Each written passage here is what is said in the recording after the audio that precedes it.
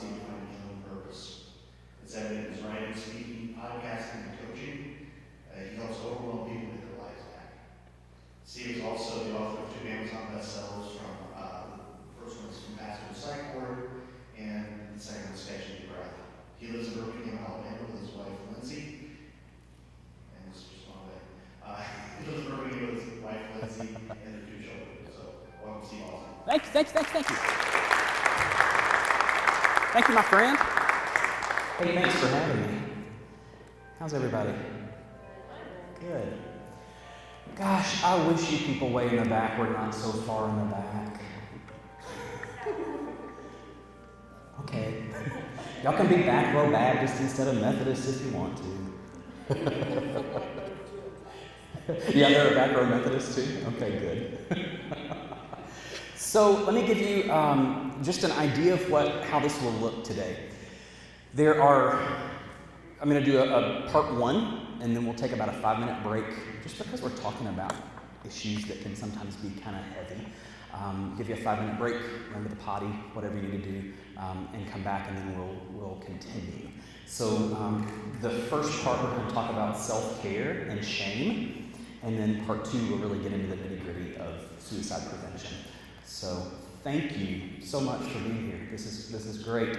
I would be curious if you're willing to show me how many of you are here because you're personally impacted by suicide or mental health. You've lost someone, or you care about someone who deals with mental health on a regular basis, or maybe you do. Cool. Thank you so much for being here. Yeah, that's most of us. Always. Okay. So, yeah, we're talking about self-care and suicide prevention, and I was invited. Thank you, Gary, so much for the invite. I was invited not because I'm a mental health professional or a doctor or a counselor. I'm not. So I was invited because this is my life, and my experience is, as Jerry mentioned in the introduction, I was a pastor 6 years ago, the 21st of September, when I nearly died by suicide. So the intersection of mental health and Christianity, that's where I live every day, right in the middle of that intersection. Try not to get hit by either one of those. So when we talk about things like, I'll just tell it to you this way. I was not raised Methodist. We're Methodist now, but I was raised Pentecostal. And if that sounds scary, it should be. I was raised, if there were chandeliers, I'd be swinging on one talking to you. But I was raised in this world where Jesus was the answer for everything. And if you had an issue, a problem, a struggle, it just meant that you didn't have enough faith. And if you just prayed a little harder or read your Bible a little more, then God would magically snap his cosmic fingers and everything would be better. And that's the world I lived in for, the first 28 years of my life. And it took a suicide attempt to wake me up, to say, if I'm going to do things different, if I'm going to choose to keep living, things have got to change. And I've got to rethink this God of fear and judgment and vindication, and maybe, just maybe, God is actually loving and kind and patient with all of us who are made in God's image. So the last 6 years have been quite a journey of rediscovering faith and getting really honest on the couch at the counselor's office, telling the truth for the first time in my life, not sweeping things under the rug, not covering up pain in sort of stained glass language and making it sound better than it actually is. Life's tough. In case nobody's told you, life is tough sometimes. And you can take that to the bank because it's a promise from Jesus. Jesus said, hey, in this world you're going to have trouble. So, I think you can take that to the bank, that there are times we're going to struggle and suffer, and it's not always going to be easy. So, these days I get to do this and talk about practical ways to heal. That, yeah, we should absolutely, if you're a person of faith, cling to it and pray and read your Bible and show up for community. All of that is so very important. And take your meds. Go to the doctor. Go to counseling. It'll save your life. So we're going to talk about all of that today. Sound good? Okay, cool. Look, y'all are not going to be able to be quiet. This is not going to work for me at all, okay? Going to need you to respond.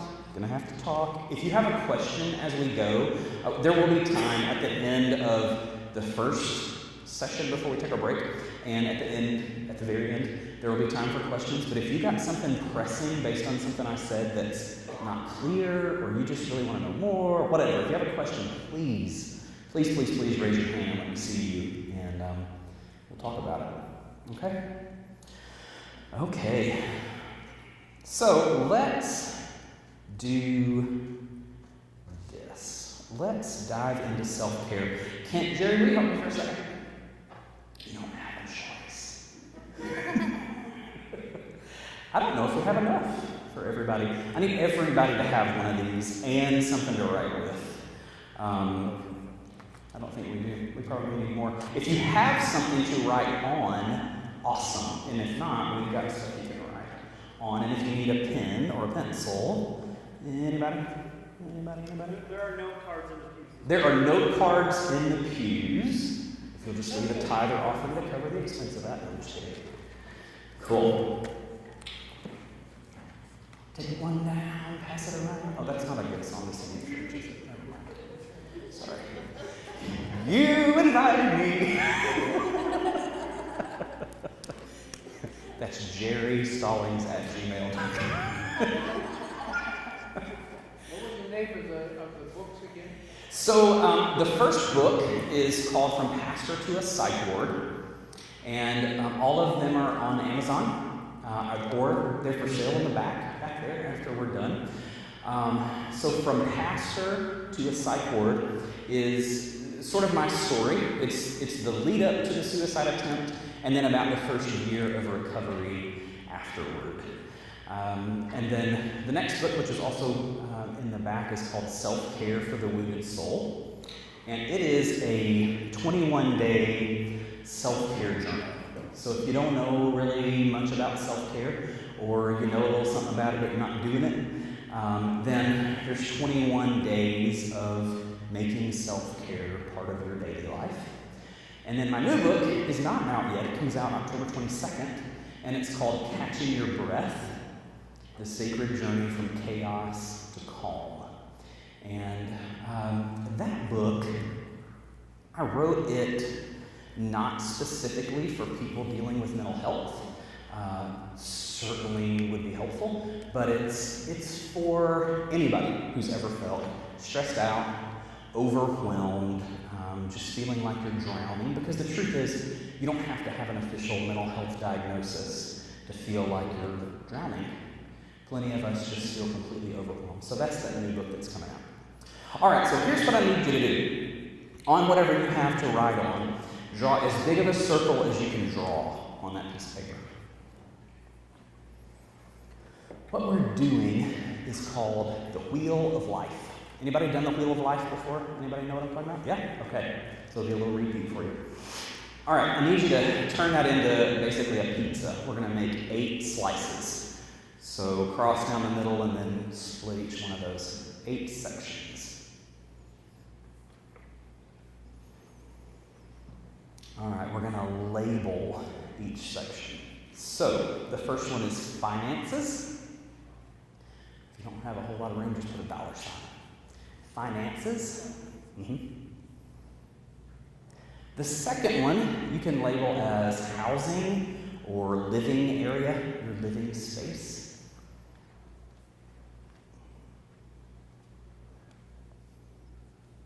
The third section is outlet. It's your outlet for creativity and or your outlet for frustration. First we've got finances, then we've got housing or the living area, and third we've got an outlet for frustration or creativity. Am I going too fast? No? Okay. Number 4 is spirituality, or you could label it God stuff, if you want to get real technical. All right, number 5 is family.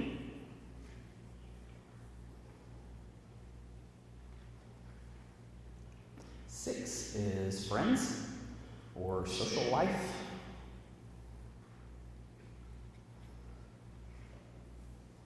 7 is spouse or partner or significant other, whoever your most cherished person is.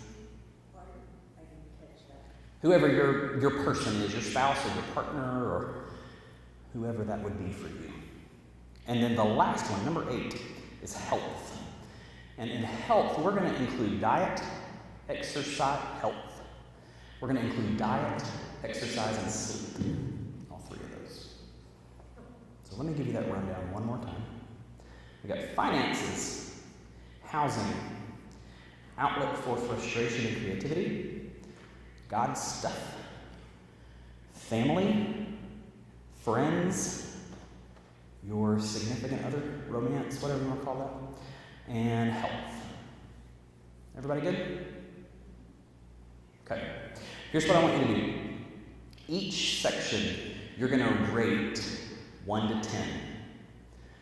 You're not ranking them, 1 through 8. Each one, you can have 3 threes, or 4 fours, doesn't matter. But each section, you're going to rank or rate in your life 1 to 10. 1 is, boy, I really need a lot of help in this area. And 10 is, I'm rocking this thing. I'm good. So take a minute and rank each individual section 1 to 10. You're not going to turn these in. You're not going to be required to share this with anyone. If your neighbor's looking at you, elbow them gently, please. Anybody got questions, need anything explained about a particular section? Good.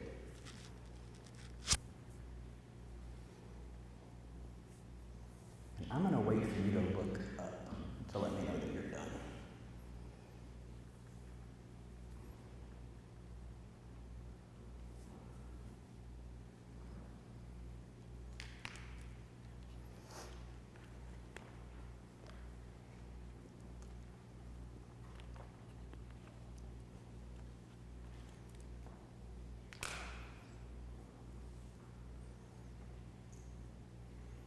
Okay, we're mostly there. Here's what you're going to do next. Whatever number you gave that section, I want you to shade that section in that percent. So if you gave it an 8, shade that slice of pizza in about 80%. If you gave it a 1, just give it just a little piece. But shade each section based on what you ranked it.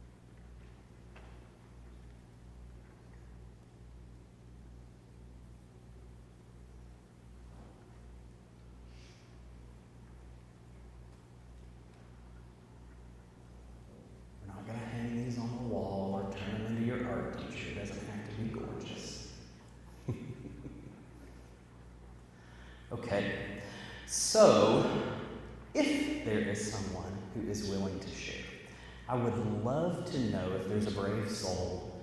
What do you notice when you look at it? What do you see? What stands out? Do you see any connections? Anybody? ask you to sing or dance? Come on. Anybody? No? Okay. I'm just curious if you have any thoughts when you look at that what you just wrote out and drew, if anything stands out to you. Sometimes people will see things like you might see the friends or the social life connected to the outlet for frustration or outlet for creativity. If both of those numbers are really low, there might be a connection there, you know. You want to find more of an outlet to get out and do some stuff. You find that, boy, life is really boring or life feels really predictable. Maybe it's time to get out and try something new. So, here's why we do this. Self-care starts with being self-aware. You need to know where you are, know who you are and sort of what life looks like right now in this season. The great news is that this can change, and it will change. Finances might go up, or they might go down, or friends might increase or decrease. That things are always changing. So we start by being self-aware, and here's how I sort of look at this. If a particular section is a 7 or above, I wouldn't do a whole lot of work on that one. If it's a 6 or below, you might want to look at that particular part of your life. Maybe ask for help. If finances are not where you want them to be, but you have someone in your life who seems to really have a hold on their finances. It doesn't mean they have to be filthy rich. But if somebody in your life that you trust seems to really have, a hold on their finances, maybe ask them for help. Ask for advice. That's, it's one of the first steps in self-care. And number 1 is being self-aware. Number 2 is telling the truth. And you got to tell the truth to yourself first. But then when you have those people that are in your inner circle, people that you trust, and you're struggling with something, or you got a question about something, you're just not sure, ask for help. I think that one of our big struggles today is in not asking for help. We think that we're more connected than we've ever been. Jerry and I have been friends for several months now, all because of Facebook. And I'm in Alabama, and he's up here, So we're more connected than ever, and yet most of us feel more alone than ever. So, tell the truth. Ask for help. And when somebody starts to talk and tell the truth, listen to them. Really listen. Don't just pass them in the foyer out there. Hey, how you doing? Oh, I'm blessed. And keep walking. Come on, people. Come on. Tell the truth. Okay. Who will give me some other examples, one other example, of self-care? When you think and you hear the word self-care, what do you think?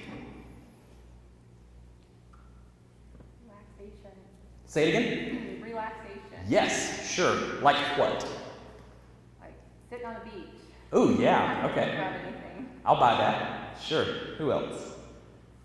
Exercising. Absolutely exercising. Yeah. And here's the great thing. Whether we're talking about relaxation or we're talking about exercising, it's going to look different for everybody. So maybe relaxation is going to the beach. Maybe it's reading a book. Maybe it's booking a massage.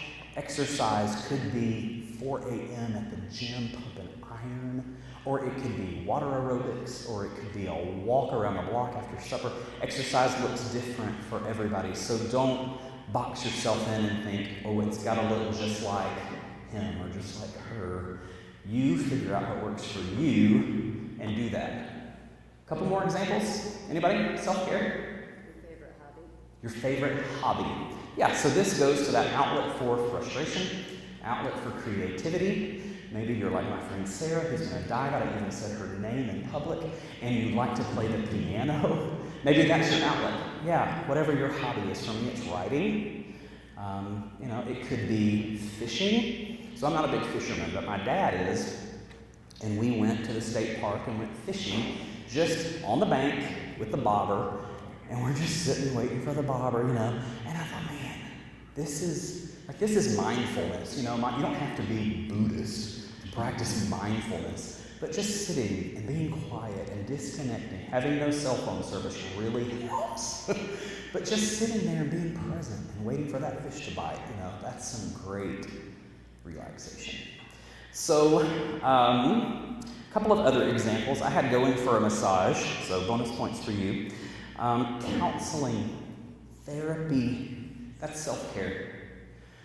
Sometimes you think, gosh, nobody cares, or nobody would understand what I'm going through, nobody would get it, or I'm just scared to death to tell somebody in my family or my friend circle.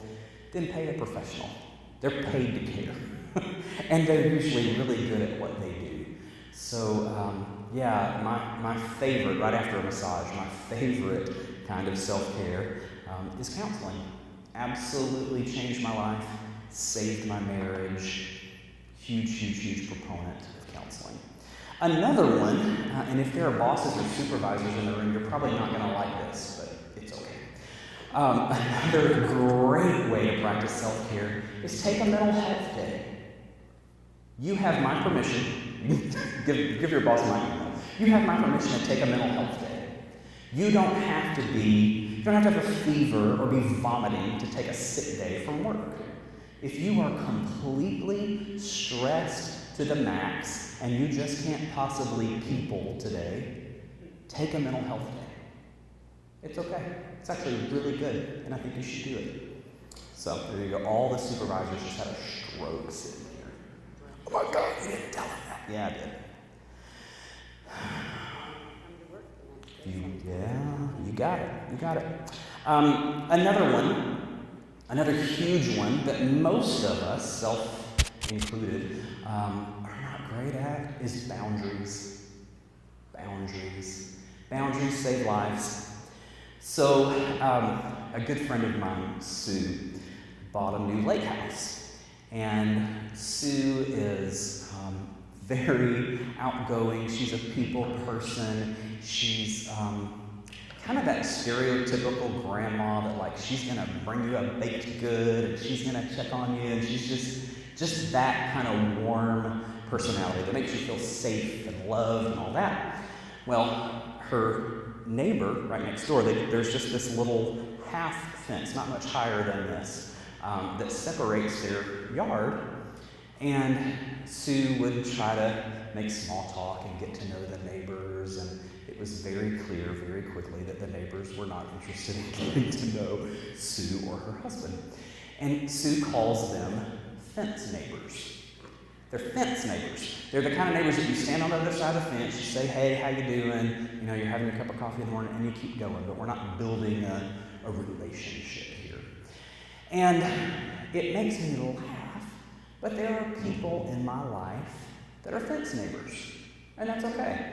Not everybody in your life has to know everything about you. I'm a big proponent of talking about things like shame and talking about vulnerability. Anybody Brene Brown fans here? Any Brene Brown? Yeah, 2 of you. We got to fix that. So there's a fantastic book by Brene Brown. It's Brene. Brene Brown wrote a book that absolutely transformed my life and my marriage, and it's called Daring Greatly. Daring Greatly.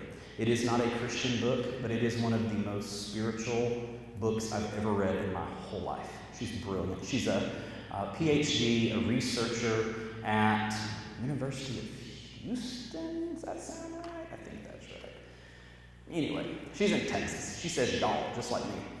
So, Brene talks about shame, and she talks about vulnerability. And a lot of times we think about vulnerability as weakness, which is totally not true. Vulnerability, we're going to talk about in the shame section. Vulnerability is the most courageous thing you can do. Vulnerability is the courage to stand up and be seen, to peel back the layers, to stop pretending, to stop performing, and to say, this is who I am. This is me. And then she talks about how telling everybody all your business, that's not vulnerability. That's not wise. That's not smart. So you have vulnerability, but you build in boundaries. So boundaries looks like saying no. And no is not a 4-letter word. No is a 2-letter word. So sometimes it's good to say no. And when there's a book called A Mind at Home with Itself, and in it, the author says, sometimes saying no, it empowers you to show up and be who you really are, and it allows the other person to show you who they really are. You get scared to death to say no, and you think, ooh, they're going to be really nasty if I say no, and they might be, but it's okay. It's okay to say no. Have some boundaries. So, we're here under the stained glass, and I figured we should talk about Jesus for a minute. Jesus practiced self-care. So, we think about Jesus and we think about the cross and we think about the miracles and we think about the crowds of people and, feeding 5,000 and all of those great and wonderful things. But here's a guy who got overwhelmed by the crowds and drew away, got quiet. Or here's a guy who got tired and went down in the bottom of the boat and laid his head down and took a nap. Jesus. We forget that Jesus was human. I know, fully God, and we can get into theology, but he was like you could pinch him and he would say, ow. He was a human. First miracle he does after resurrecting, he's frying fish on the shoreline for his friends because they've been out fishing all night and they're tired. So self-care includes eating and sleeping, all of those things. So I think that when we're talking about self-care, we're really talking about looking in the mirror and reminding ourselves that we are human. We're not robots. We're not machines. We're not going to just keep going all the time without burning out. We talk about stress management and burnout. Most of the time it's because people aren't taking care of themselves. They're never saying no. They're trying to do all the things all the time. And that's not healthy. Not healthy. So, be like Jesus and take a nap. Okay.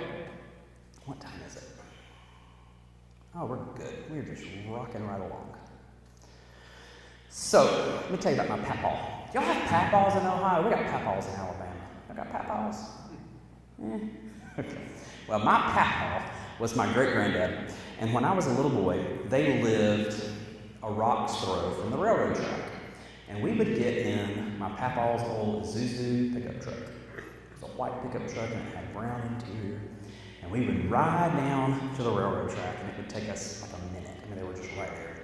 And he would get a penny out and he would put it on the track and the train would come by and, it would flatten that penny. It would crush it, smash it. And it would be all flat and stretched out. And I got to thinking about that. And the lesson was always from Papaw, as we're doing this, and it's so cool, I'm always amazed about what the train would do to Penny. He would always teach me, when you come up to the railroad track, I'm sure that you've heard this, you come up to a railroad track, what are you supposed to do? Whether you're on foot or in a car. 3 things. There are mothers or teachers in the audience. Good. Stop, look, listen. Okay. So, this is what I need you to learn today. If you learn nothing else, it's how to not get hit by a train. Stop, look, and listen. What are we stopping? Only you can answer that. But I'm going to say in general, stop striving. Stop constantly striving for the approval of other people. Stop constantly striving to be good enough. Stop performing, stop lying, stop hiding, stop covering up. Whatever it is, only you can answer that. But you gotta stop. That's number 1. If that train is coming, you gotta stop. Don't keep going because you're gonna get hit. Look. Look for goodness. Mr. Rogers' mother told him, look for the helpers. Look for the helpers. If you're worn out, you're exhausted, you're burned out, you're stressed to the max, Look for the helpers. Maybe it's a pastor, maybe it's a coworker, maybe it's a sibling or a parent, but who's that safe person that's going to love you no matter what, exactly where you are? Look for that person. And then listen. Listen to the truth of your being.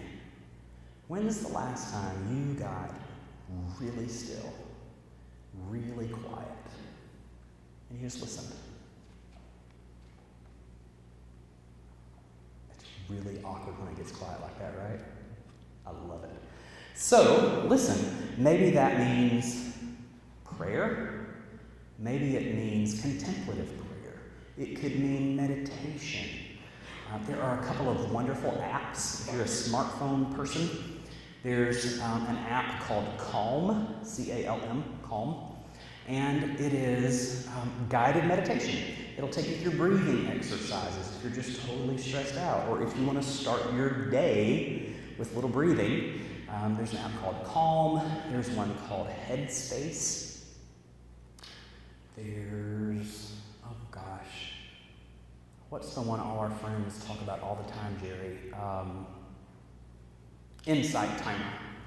Insight Timer. So there's several, and if you don't have some sort of a regular practice of prayer or meditation, breathing, I can't recommend it enough.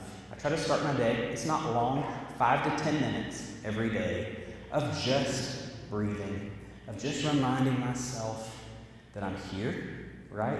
It's Sunday at 2:30. I am here, it's sunny outside or it's raining outside or whatever. Anything I can do to sort of ground myself and remind myself that I'm right here, right now. All I have is today. Can't do anything about tomorrow. Somebody really famous said that. Like, don't worry about tomorrow. Tomorrow's got enough worries of its own. I don't know, some guy. So, don't get hit by a train. Stop, look, and listen. Stop striving. Look for goodness. Listen to the truth of your being. Okay, that's the self-care stuff. Anybody got self-care questions? This is a lot of info really fast. Are y'all good? This is what I see out here. Not convincing. Okay, let's talk about shame. Brene Brown, I mentioned earlier, Brene Brown defines shame like this. Shame is the intensely painful feeling or experience of believing that we are flawed and therefore unworthy of love and belonging. Something we've experienced, done, or failed to do makes us unworthy of connection. I think about shame in fewer words. She's a doctor and I'm not. I think about shame as fear of being found out, fear of being seen, fear of not being enough. When I think back to that time right before my suicide attempt, I was a pastor, a lifelong Christian and churchgoer, a really good guy, a father and a husband, and trying to do all the right things, and yet shame was back here whispering in my ear the whole time. You're not good enough. You're not holy enough. You're not man enough, husband enough, father enough, strong enough. If you were strong enough, you wouldn't be dealing with this depression and anxiety and PTSD. You wouldn't be having these flashbacks if you were Christian enough, right? So it's this fear of not being enough. And it's interesting, my mental health ally friends don't always like what I'm about to say, but they don't have the microphone. For about 5 years, I said that it was depression and anxiety and PTSD. It was the mental illness that nearly killed me. I don't think that's the whole story. In the last year, all of those things were great contributors to me wanting to die. But worse than all those three things combined was the shame. I think it was shame that nearly killed me. And so, maybe you're sitting right out there and you don't have a mental health diagnosis. I guarantee you, at some point, if not today, you know a little something about shame. So, shame looks like, man, I don't want them to know my bank account's overdrawn. Or, oh my gosh, what will my fellow church members think if they know I'm about to go through a divorce? Or my husband's got a gambling problem. Or, oh my gosh, my kids are the worst. You know, we don't want people to know that stuff. We don't want anybody to think that our lives are anything less than perfect.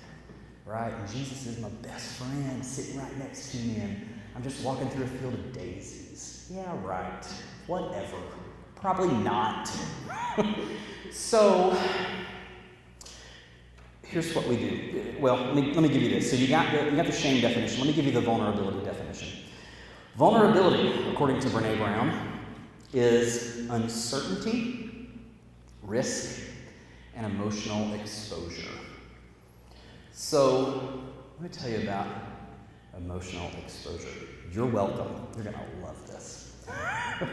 When I was in elementary school, I went to the YMCA with my granddad on a Saturday, and it must have been Senior Citizen Saturday, and we walked in the locker room before we go to the pool. Y'all, everybody was naked. Everybody was naked. Can we say naked in the sanctuary? I just did. Everybody was naked, and I'm like, I'm blinded by the light. Okay, this is exposure. You want to talk about exposure? Oh my goodness. And I don't understand what it is about just being comfortable standing around the locker room, you know.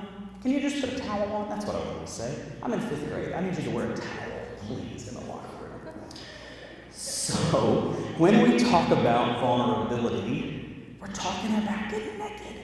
We're talking about peeling away all of the performance, all the perfectionism, all the ways that we try to keep up with the Joneses.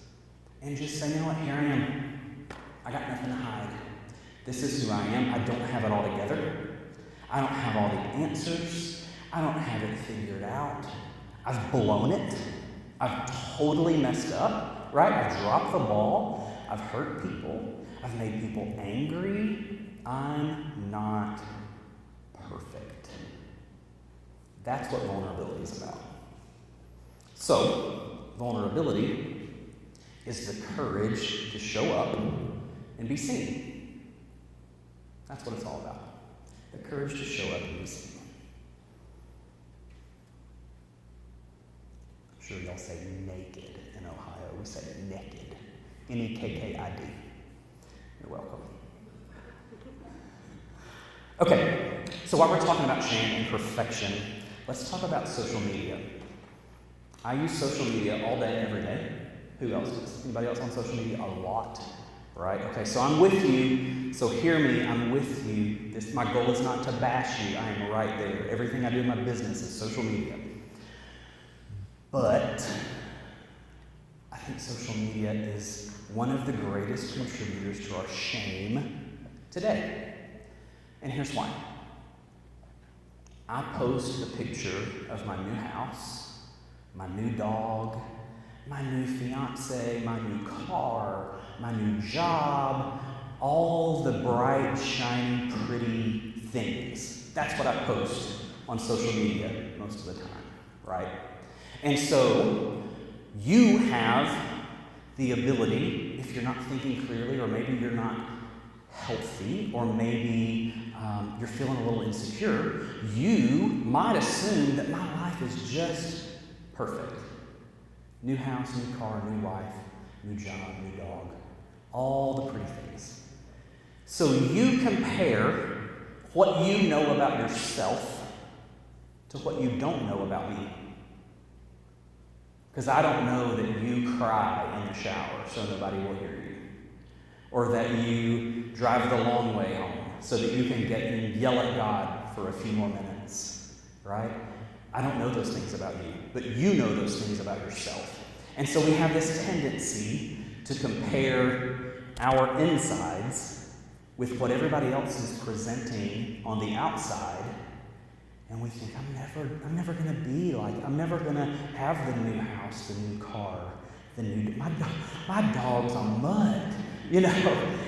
That's the struggle, that's the tendency. When in reality, we're all just doing our best. We're all just doing our best with what we have. Anybody still have the old school phone hanging on the wall at the house? Anybody? Couple folks. Does it have the curly key cord? Oh my gosh, thank you. Okay, so that's what we had at my house growing up, was the phone on the wall in the kitchen with the curly key cord, and my girlfriends would call, and I'd have to get that phone off the wall and try my best to get that cord unstuck so I could go around the corner, around on the other side of the wall and talk to my girlfriend so my mom wouldn't hear. Anybody? Surely I'm not the only one. I see you. So, that's life. We're the curly Q phone cord, and we're all trying our best just to unwind ourselves a little bit. Or maybe it's 2018. Maybe we're the earbud cord. You take the earbuds and you put them in your pocket and get them out, and you're like, that's a knot. That's what we're all knotted up. We're all wound up. We're all twisted up. And life is this journey of unwinding ourselves. So, like I said in the beginning, we unwind ourselves by engaging with God, by showing up in a safe community, by having these very uncomfortable conversations, talking about the things that have wounded us, talking about our biggest fears. That's how we begin to unwind. So, there you go. What is next?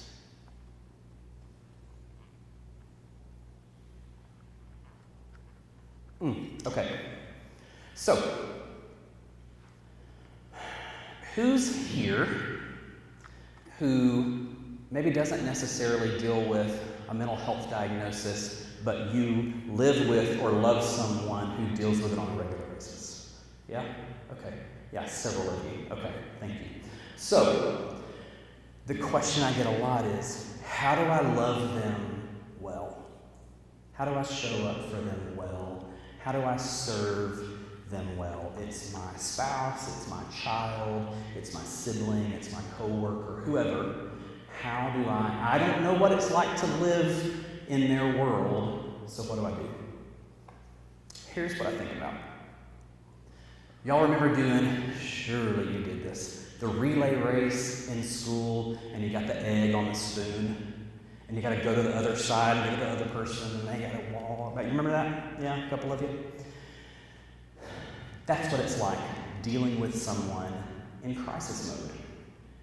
You're the one holding the spoon, they're the egg. Be careful. Be gentle. Be patient. It's little baby steps. I gotta get all the way back there with this spoon and this egg. I can't run. I can't be careless because splat. And then we're really in trouble. So, the way that you show up, the way that you best care for someone who's in crisis mode, number one, this is sort of this common theme through this whole workshop. Acknowledge their humanity. Acknowledge that, sometimes even good eggs crack. That we all have struggles. And when I think about the difference in anxiety versus stress, okay? In my brain, in my very simple way of thinking about things, there's a big difference. So we all know what stress is. We've all felt it. We may be feeling it sitting right here today. But anxiety, it's stress on steroids. And oftentimes it's stress, and I can't pinpoint the trigger. Anxiety is so much worse because with stress I go, my wife is nagging me and she won't stop, or my kids are driving me nuts, or man, I've got to find a job where I make more money, or all these other things. But with anxiety, sometimes I'm just sitting there and it nails me to the floor and I have no idea why. And the why is my brain's not wired like yours. That's the why. It's not that I don't have enough faith. It's not that I'm, full of demons like I would have grown up with. It's that my brain's wired a little differently than yours, and I need medication. I need to go to the doctor. I need counseling. That is sort of the difference there in anxiety and stress. Okay, here's what we're going to do. We're going to take 5 minutes, and then we're going to come back, and we're going to talk just a little bit more about shame, and then we're going to dive right in to suicide prevention. Bible story. So, John chapter 5. There's a man sitting by a pool, the pool of Bethesda, and he's been invalid for 38 years. A little longer than I've been alive. It's a long time. And every day, people would walk by and they'd toss in a little change, or, the other half of their sandwich from lunch, and keep going. And he was a beggar, and he sat next to this particular pool because there was a story that had been passed down that said that every once in a while the angels would come and stir the water in the pool, and whoever was the first person to get in the water after the waters had been stirred, they'd be healed. So he's hanging out, waiting on the angels, waiting on the water to stir so that he can be healed. Well, it hadn't happened in 38 years. And this wild-eyed rabbi named Jesus comes along, and instead of just tossing him some coins or the other half of his peanut butter sandwich, Jesus looks the man in the eyes, gets on his level, recognizes his humanity, and says, "Get up, take your mat, and go." And the man did. Well, that's pretty amazing. They didn't have to stir the water in the pool. He didn't have to put mud on the guy's eyes or send him to dip in the river 7 times, like some of those stories we read about in the Bible. Jesus just said, "Get up, take your mat, and go." And he did. And reading that story, I thought, what's different? Why? Why is there no, he didn't send demons into a herd of pigs and send them into the river. There wasn't some lightning and craziness. Just get up, take your mat, and go. And I think it all goes back to Jesus acknowledging this man's humanity. It's what we've been talking about all day. Jesus looks him in the eyes, he shakes his hand, right? He sees him, and he allows this man to be seen. He gives him permission to get up and to go find a better way. Get up and leave this place. Get up and leave this place of not enoughness. Get up and leave this place of always lowering your head when people who are better than you walk by. Get up, take your mat, and walk.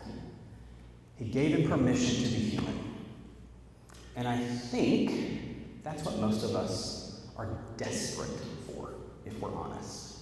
We're desperate to be human, to not have to be perfect, to not have to have it all together all the time, to not have to have all the answers. I grew up in a brand of Christianity where we had the corner market on religion. We had all the answers. There was no room for doubt. There was no room for questions. Everything was black and white. This is what it means to be a Christian, right? And after nearly dying by suicide as a pastor, I had to rethink everything. I mentioned earlier, I had to rethink this God of fear and vengeance, this anger. I pictured God, more like Zeus is going to throw lightning at you every time you messed up. And I had to rethink that God and find a God, again, who is patient and kind and loving and present with me. And this was the kicker for me. I believe in miracles. I think miracles can happen, absolutely. But I think they're called a miracle for a reason, because we don't see them every Sunday, you know. I think that the miracle is this great, big, almighty, perfect, beautiful, wonderful God chooses to be present with us when we're having a hard time, when we're struggling. That God is actually a very present help in time of need. That's the good news. You should go tell everybody. God's present with us. With us. Emmanuel. So, get up, take your mat, and walk. All right. Let's talk about suicide prevention. So, I'm going to give you some stats, which are not my favorite thing, but I think the numbers are staggering. I think in the case of suicide prevention, the statistics will blow your mind, because they certainly blow mine. So, let's talk about the contributing factors to suicide. And here's a hint. None of this is mine. You can go to NAMI, NAMI.org. It's the National Association for Mental Illness. You can get all this information there. You can go to AFSP.org, American Foundation for Suicide Prevention. You can get all this there. You can go to cdc.gov. You can get all this information there. All of this is accessible to you anytime. So if you forget something, or 6 months down the road, somebody you care about is in mental health crisis, and you go, oh, what do I do? There you go. It's all online. Just Google it. All right, so here's the contributing factors. People who try to die by suicide, 42% of them are having relationship problems. Relationship problems. And that doesn't have to be marriage. It certainly can be. But that's relationship problems within your family unit, a really close friend. You're just really having some major relationship issue. 42% of people who die by suicide, relationship problems. This one, it is so true for my personal story. A crisis in the past 2 weeks or the upcoming 2 weeks. That is 29% of people who die by suicide. Oh, listen to that. I know y'all hear it all the time. I don't. Love it. Okay. A crisis in the past or upcoming 2 weeks. So for me, I've lost my job. I thought that my wife was never going to understand all the reasons behind that. I thought that no one would believe my story. I thought that God had given up on me. And so for 2 weeks, I'm in this shame-filled spiral out of control. And I believed this would never get better. This situation that I'm in right now couldn't possibly get better. In fact, it's probably only going to get worse.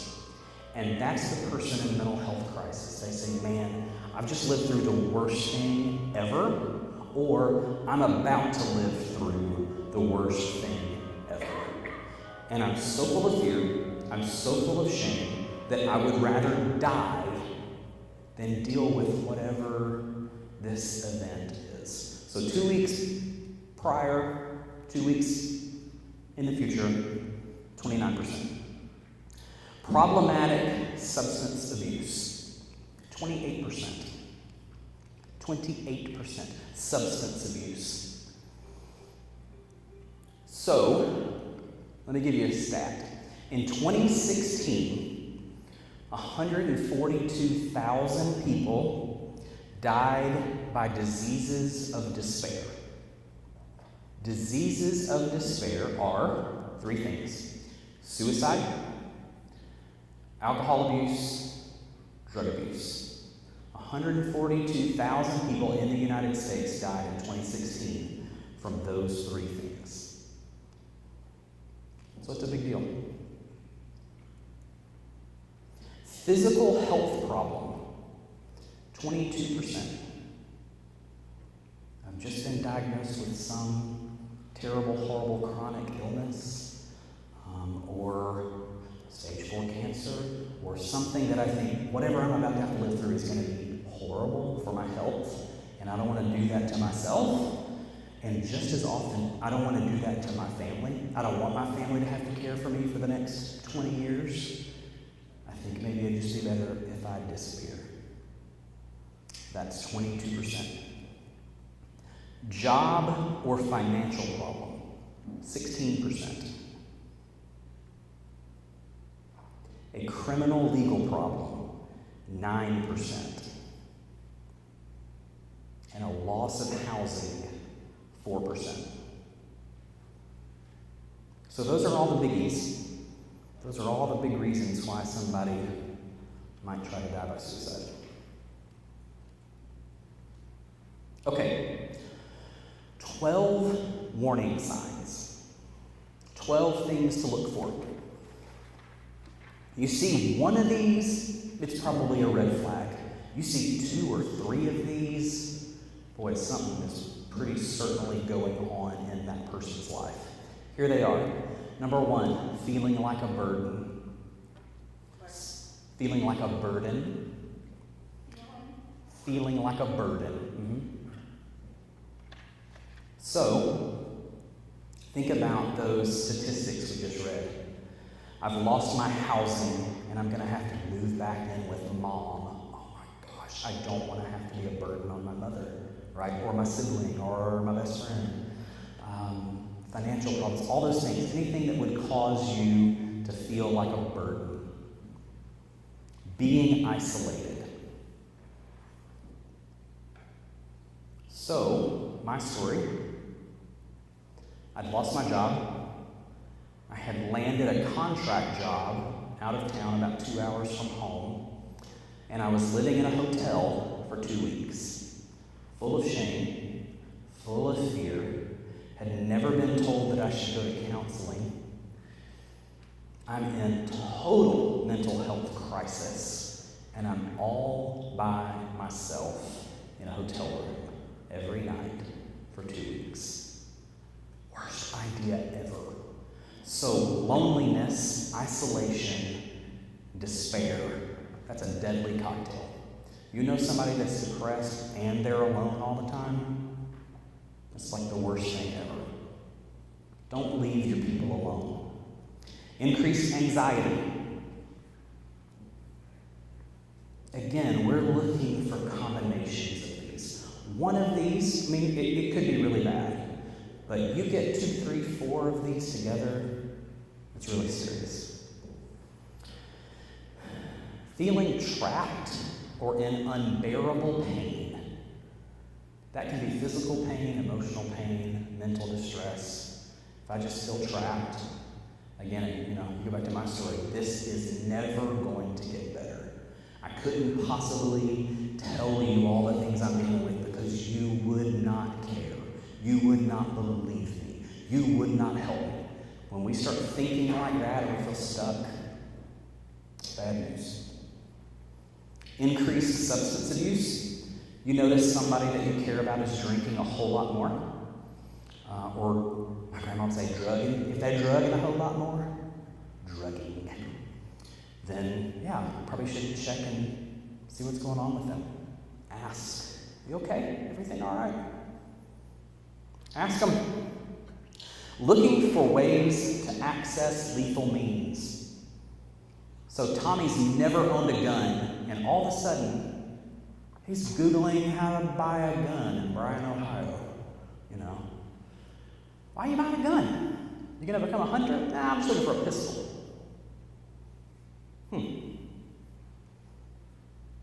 Increased anger or rage. Never really been an angry person, and all of a sudden, boy, I'm mad all the time about everything. What's going on there? Anger is a secondary emotion. So what's triggering that anger? Why are they acting out? Extreme mood swings.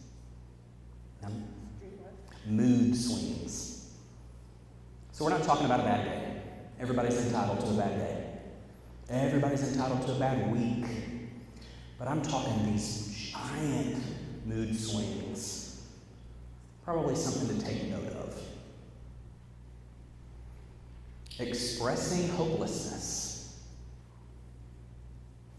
So, there's a big difference in I'm really struggling in my marriage today versus my marriage is a goner. This is over. It's done, you know. You hear stuff like that. Maybe time to ask, hey, you want to talk about this? Is everything okay?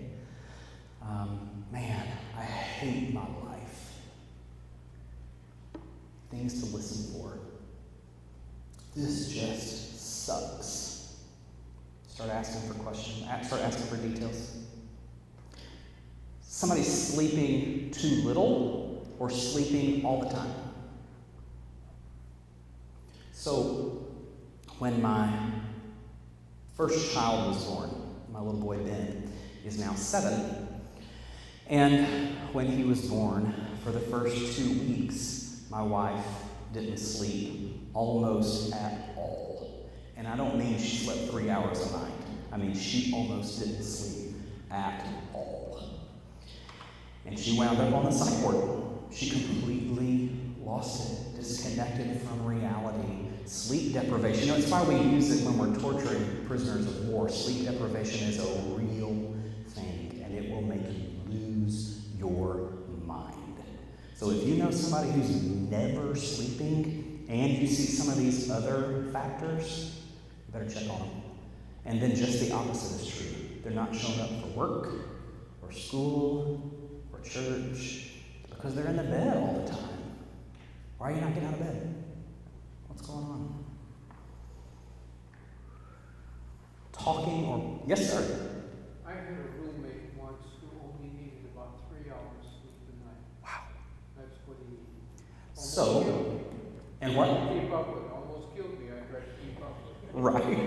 But that's just the way you are. Yeah. So, It was not. but you knew it. You knew that about him. This is what he needs. He's okay. But if he was only getting 30 minutes a night, you know, might be a different story. My dad's that kind of guy. He's about 5 hours a night, and he's okay. And he goes nonstop. But we know that's his nature. So, yeah, individual stories are going to look a little different. Thank you. Talking about or posting online about wanting to die. That seems so obvious. But, you know, somebody posts on social media about how terrible life is right now, or their marriage, or they just lost their job. Anything that says, man, they're really struggling. Don't just put a heart on there. Don't just put a sad face emoji. Send them a message. Give them a call on the phone. Drive to their house. I just want you to know I care about you, and I just want to show up and see if you're all right. It seems like you're having a really hard time. Okay? That word death that you said, I don't know. not posting or talking about. Wanting to die. And then making plans for suicide. You know, they're making plans. They've been talking about it. They're very open about it. They're hoarding their medication. Maybe they've got a whole bunch of pain pills or a whole bunch of anti-anxiety pills, and they're hoarding them up and not taking them. Why? Don't be afraid to ask why. Okay. Questions before we go on? Yes. That was 12, yes. It sure was. Yes, ma'am. I've got a neighbor who's bipolar. Okay. Now, is that physical, or he told me when he moved in, as long as I take my medicine, I'm okay. Okay. So, for a lot, again, not a doctor or a mental health professional, but most folks who take their medicine, they're okay. Yeah. You want to, if you know that someone is changing their meds or changing their dosage up or down. I'm going to keep an eye on them for a little while. That can be very difficult. I remember coming off, I had to titrate down off of a particular medication and come completely off of it before I could start a new one. And my goodness, there were about 4 weeks there that were just, it was a living hell. It was horrible. It was unthinkable. I had terrible body pain. I couldn't sleep. My emotions were out of control, all because I was coming off of a particular medication and going on to another one. So if you know somebody changing up their meds in some way, keep an eye on them. Yeah. Anybody else? Okay. All right, so let's talk about the 5 steps. If you think somebody is considering suicide, number 1, ask. Ask. Are you thinking of killing yourself? Just that blunt, just exactly that clear, just that uncomfortable. It's not easy. Here's what you don't say. You're not thinking of killing yourself, are you? Don't say it like that. You feel the difference? You're not thinking of killing yourself, are you? Oh my gosh. Oh no, I would never tell you if I was. But you look them in the eyes. You let them know you care for them. Are you thinking of trying to hurt yourself? Are you thinking of killing yourself? You ask them just that clear. No shame about it. You just ask. That's number 1. Number 2, you keep them safe. You stay with them while you call 911, or you call their therapist if you know them, or whoever it is. You don't leave someone in mental health crisis alone, ever. Drive them to the hospital if you have to, if that is safe. Now, if they're in total blown out crisis mode, don't put them in your car and go on the road. Absolutely not. But you call the professionals. You call 911. You get the ambulance there. You get the police there. Don't leave them alone. Number 3, well, it's the same thing. Okay, here's what I missed on number 2. So you stay with them, you keep them safe. You reduce access to lethal means. You get the medicine away. You get the gun. Or you call the police to come get the gun. But you get whatever it is they're wanting to use. You get that away from them. Number 3 is be with them. Listen to what they need. So your job is not to fix somebody's life. It's not to save somebody's life. It's to be present. It's to be non-judgmental and just listen. Man, tell me what's going on. You're buying time until the professionals get there. Tell me what's going on. Why are you feeling this way? What's happening? You're not offering advice. You're not trying to give them answers. You're just keeping them talking. Keep them talking. Try to get them to tell the truth. Number 4, help them connect with ongoing support. So, if they don't have a counselor or a therapist, a psychiatrist, a psychologist, help them find one. Every church in America, in the world, should have a referral network. Every church should have a list of mental health professionals in their area. Because here's the truth. Pastors aren't trained to be your counselor, your psychologist, your therapist. They're a great starting spot. And they can get you somewhere. They can be present with you until you can get in. But that's not the pastor's role. So every front desk at every church in America should have a referral list. Here's the counselors in our area. Here's the mental health facilities in our area. And be able to give those out. Because more likely than not, the person in crisis mode, if they're going to go to anybody, they're going to go to their family doctor or they're going to go to their church before they go anywhere else. Okay, connect them with ongoing support like the Lifeline. So here's the number. 1-800-273-8255. Let me give it to you again. 1-800-273-8255. That's the National Suicide Prevention Lifeline. They're manned or womaned 24/7. They're always there. They're trained to talk you down or to keep you safe till someone else can get there. Call that number. Put it on your fridge. Put it on your visor in your car. Whatever you got to do. Keep that number with you all the time. Number 5, follow up. This is where we usually drop the ball. We can get through those first 4, and then it's been 2 weeks and we've forgotten to call and check on them. Follow up and see how your people are doing. Check on them. How's it going? I heard you got out of the hospital. How are you feeling? Can I bring you a meal? You need a ride to church? Do you need a ride to the therapist? How are things? Follow up. Okay, that's all the stuff that the experts will tell you.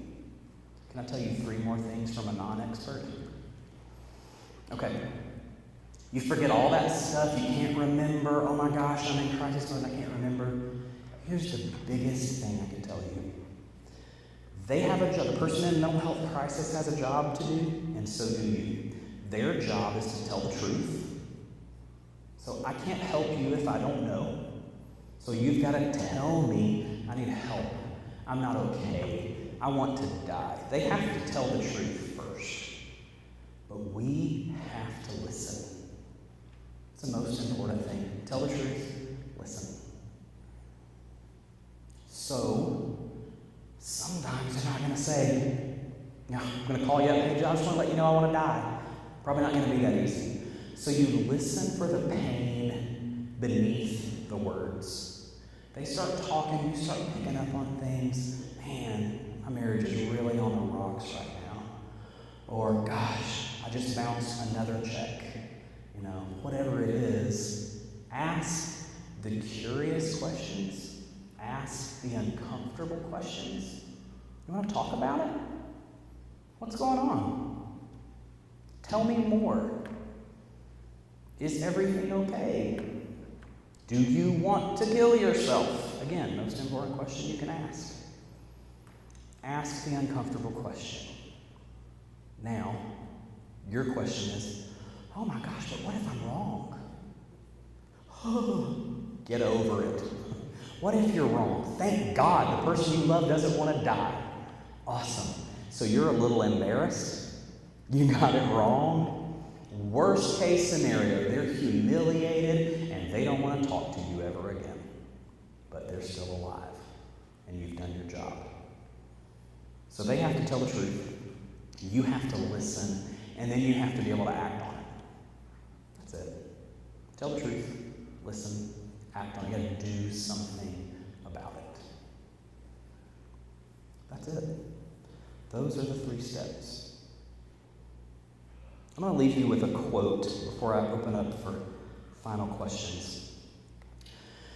There's a Buddhist monk from Vietnam named Thich Nhat Hanh. And he wrote a book called You Are Here.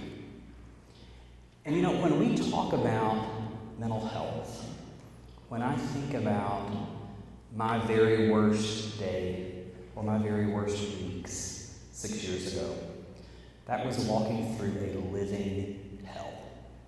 The worst thing imaginable.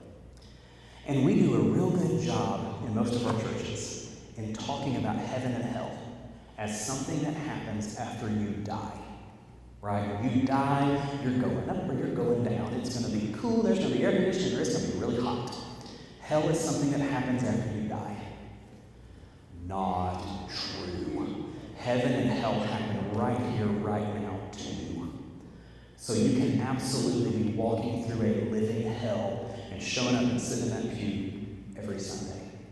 Now, here's what Thich Nhat Hanh says. To me, the definition of hell is simple. It is a place where there is no understanding and no compassion. We have all been to hell. We are acquainted with hell's heat, and we know that hell is in need of compassion.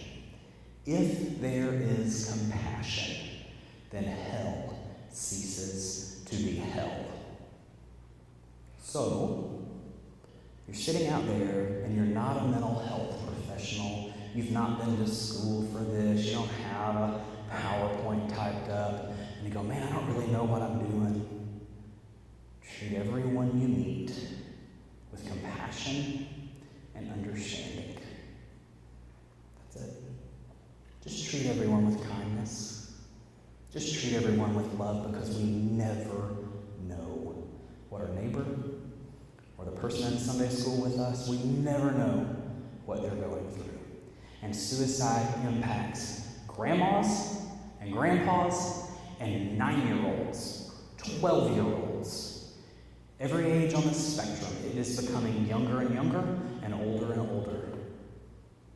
Countless people in our churches, outside our churches, sitting next to us at work, are desperate. They're hurting so bad.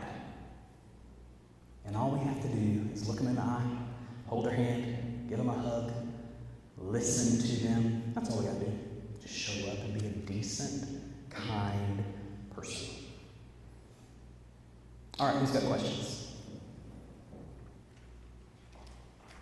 Come on, you quiet bunch. Another question, but Okay. just last week there was a 12-year-old boy that committed suicide in Wasion because his dad was emotionally and verbally abusive. Yeah. Tri-County area last weekend, 4 people. Yeah, 4 died by suicide in this Tri-County area. 4 out of about 160,000. That's almost unbelievable. 12-year-old, I think you said a 28-year-old. It's unbelievable, and it's happening everywhere. How can you help the families that have dealt with suicide? That have lost someone. Yes. I know it sounds so simple. I know. It sounds so simple. Just show up. Just be there. You're not going to fix it. You're not going to take their grief away. You're not going to have all the answers. And especially when we start putting faith into this thing. Where was God? And why did God not fix this? And is my loved one in hell? And there's all these horrible questions that come up after somebody dies by suicide. And really the answer is, I don't know, but I'm here. I love you. I'm so sorry. You let me know if there's anything I can do. Call them and check on them. Don't drive them crazy. Maybe don't call every day. But a couple times a week, never hurt anybody. Yeah, it's kindness. It's kindness. It's just showing up, being compassionate. Yes, ma'am. I think it's important to remember, too, that often the people who are left here are angry at the person who committed the suicide. Oh, yeah. They feel an impotence themselves, but they also feel an anger for someone who chose to leave them. Yeah. That way. That's a tough thing when you're counseling someone. You have to be alert to that anger and receive it and not be judgmental about it. Yeah, it's true. It's really, really tough. When I was 14, my aunt died by suicide. My mom's sister. And she was my favorite human in the whole wide world. And man, we were those fundamental Christians. And I remember the whispers and the questions at the funeral. Church people want to know, asking a pastor, is she burning in hell now? And my granddad found her, and all the anger and the heartache that he walked through after that. And you're right, having to receive it gently, having to let them process their grief. Boy, it's tough. We lost a coworker here about 6 weeks ago. About 6 weeks ago. And some of the comments that were made about this friend of ours, this co-worker of ours that we've known for decades, some of the comments crushed me. For me, the worst thing you can say about someone who dies by suicide is that they were selfish. That one, it crushes me. But you're right. You have to know that that's coming from a place of anger. It's coming from a had no idea that the person was dealing with whatever they were dealing with, if it's a shock, if this is not, with my aunt, she struggled hardcore for about 15 years. So it's a tragedy, it's crushing, it's heartbreaking, it's never easy, but it wasn't a shock for us. But there are plenty of families that have no idea, especially when it's your baby. It's your 9-year-old, your 12-year-old. Oh my gosh. I don't know that there's a right answer other than just show up and be with them. What else? Anybody? Quiet crowd. You Ohioans? What are you? Ohioans. Oh, that I can't say that. Can't say that. Yeah, right. RTR. Okay. Well, I'll quit before this goes downhill real quick. That's okay. I'm done. If you have questions afterward, you want to chit chat, I would love to talk to you. I would love to hear your story. I would love to sell you a book. There are 4 different books back there. They're $8 each, or 2 for $15. And take cash or PayPal. If you don't have cash, you can PayPal it to me. So I'm going back there, and I hope that you'll come by and shake my hand or give me a hug. Okay, thanks. Oh, you do have a question. Okay. I know somebody whose brother committed suicide. This person married my nephew. So I want to know what book that you have would help the family, the one that you would recommend. So from what is back there right now, the new book is coming out. That's what I would recommend. The new one that's coming out in October, the 22nd. It's called Catching Your Breath. So where would that be accessible? It will be at catchingyourbreath.com. CatchingYourBreath.com. Yep. It'll take you right to Amazon. And you can order it right there. You can pre-order it now if you just really, really want it. It's available for pre-sale. But of what is back there right now for that story specifically, my first book, From Pastor to a Psych Ward. Anybody that's walking through it or has lost someone, it's a book that it's just very raw. It's very honest about the Christian who's trying to cling to faith and also dealing with the woes of living with mental illness every day. What's it called again? From pastor to a psych ward. From pastor to A psych ward.